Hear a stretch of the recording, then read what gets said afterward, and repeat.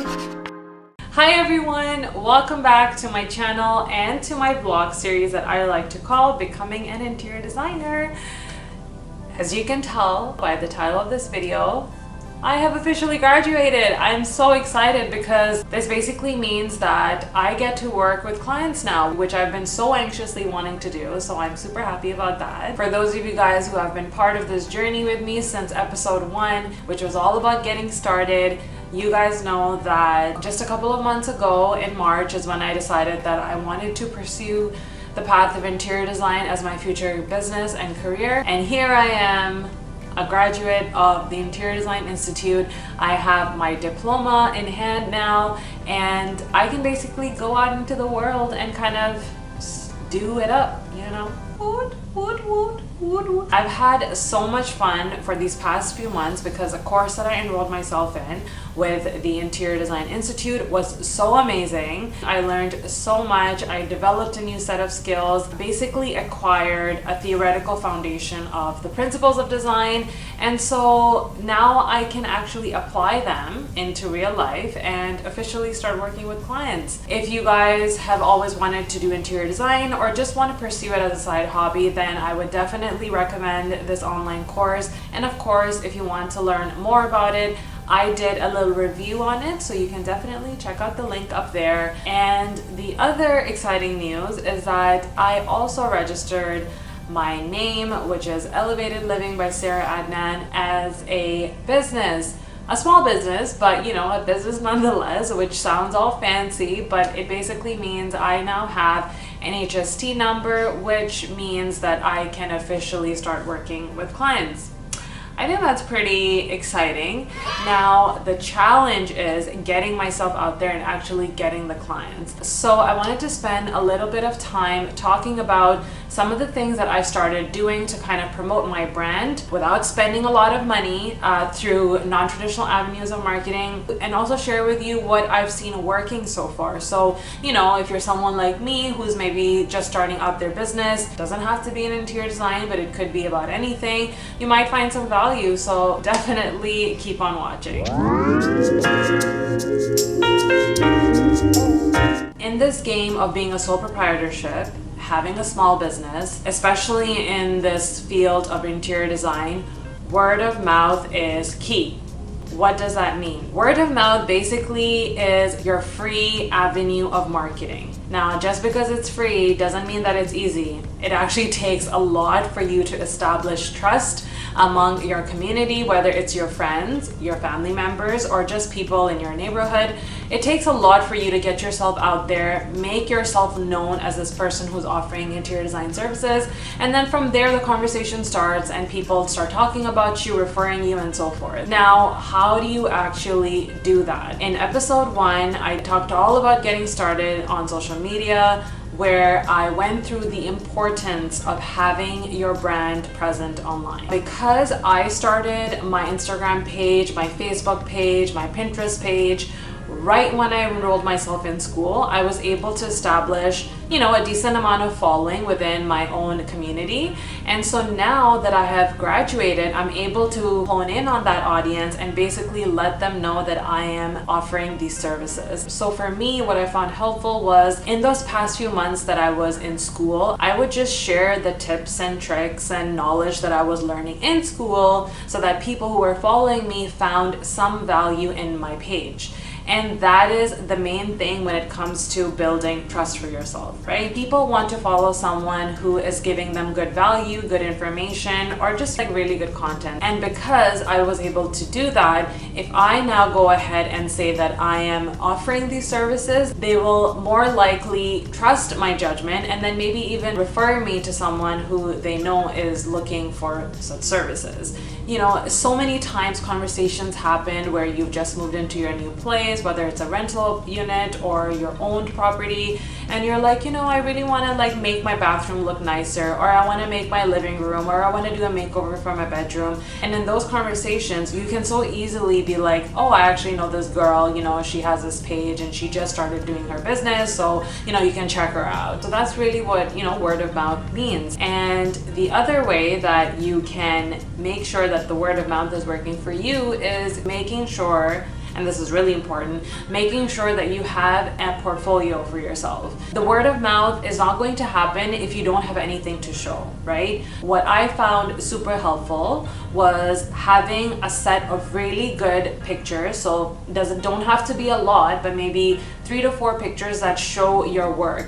Now, you might be asking, well, how do I even build a portfolio if I don't have a business or if I haven't started working yet? Well, let me tell you, it all starts at home. Example number 1, you're in school, you're studying interior design, and you want to apply all of the things that you've learned into a project.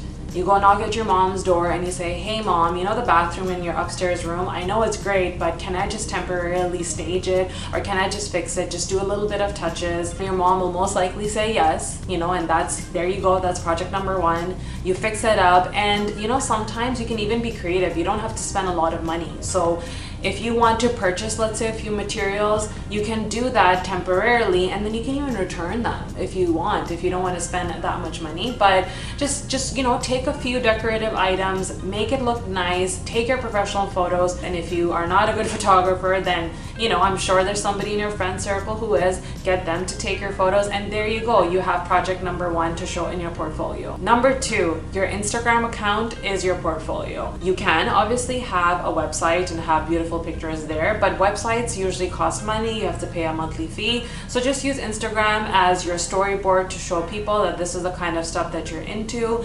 Sometimes people like to share other people's home decor inspiration onto their own feed, but I personally recommend staying away from that. If you want to show home decor inspiration photos, let's say of something that you found on Pinterest, then share it on your story, but definitely keep your own feed as a representation of your work. Because if I'm somebody and I heard about you and I go on your page, I want to see the stuff that has been designed and made by you. For your portfolio, what you can do is be creative and take really nice, aesthetically pleasing shots of decorative elements that you have in your house. So whether it's a Nordic looking flower vase or the eucalyptus stem, which is really in these days, or you can just go to the dollar store, grab a bunch of materials and do your own DIY projects at home and show the before and afters of that. Those are all really good content pieces that you can use on your Instagram feed as a portfolio to show to your future clients. So that's number 2. Number 3, now this requires for you to have a little bit of a sales backbone. And if you don't, now is the best time for you to get that muscle. If it means you standing in front of the mirror and practicing your pitch, then definitely do that because it's gonna be worth it. So basically what I started doing was I would message my friends and be like, hey, I wanna do this, are you in? Hey, I wanna make a little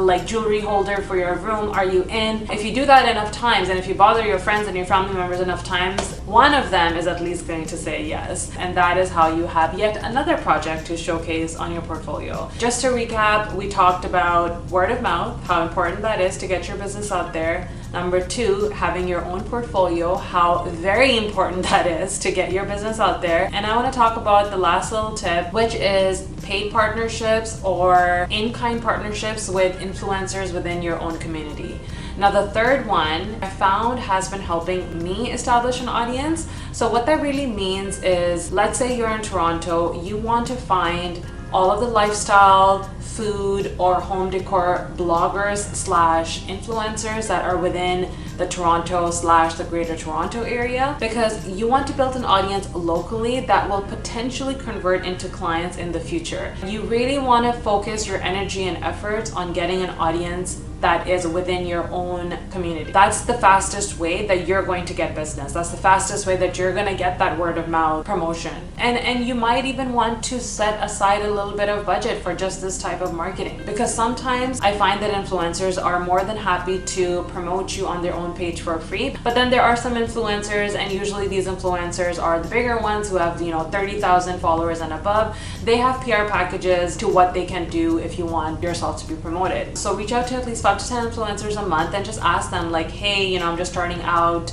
as an interior designer and this is a bit of my work and I would love for you to share my work on your stories, on your feed, and blah blah blah. It's even better if you have, let's say, a product to sell. So for me, along with my interior design services, I also opened an Etsy shop where I kind of make handmade home decor items. And so my pitch to these influencers has been, hey, you know, I would love to make a personalized wall art frame just for you. Would you be willing to promote me on your stories? And most of the time I've gotten a positive answer. So those are the three main ways of getting your business out there. If you're somebody who's just starting out, the number one tip I would give you is never underestimate the power of social media and the power of networking online. For me, honestly, that's all I've been doing. Like, I don't have the big budget to put an advertisement on a billboard or even put my ad on a local newspaper. Like, I don't have that kind of money because I don't have any cash flow coming in, nor do I have deep pockets. So I'm always hesitant to put myself in a position where I have to pay a lot of money to promote myself. So